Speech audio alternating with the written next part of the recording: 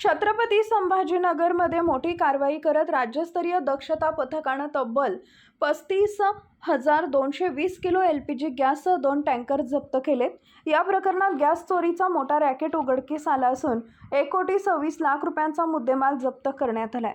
2 April रोजी नियंत्रक शिधावाटप चंद्रकांत डांगे यांना मिळालेल्या गुप्त माहितीनुसार गणेश बेल्लाळे यांच्या मार्गदर्शनाखाली पथकानं गंगापूर तालुक्यातील वैजापूर रोडवरील खोजेवाडी शिवारात हॉटेल साई यश जवळ धाड टाकली।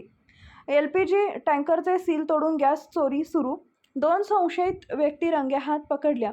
HP कंपनीचे 2 गॅस टँकर जप्त, 17 भरलेले 19 किलो 20 ग्रॅम व 6 रिकामे सिलेंडर, 14 किलो 20 ग्रॅम किलोचा 1 भरलेला व 5 किलोचे 2 भरलेले सिलेंडर असा मोठा खुलासा करण्यात आलेला हा गॅस 2480 कुटुंबियांची गरज भागवू शकला असता, अशी माहिती अधिकाऱ्यांनी दिली आहे।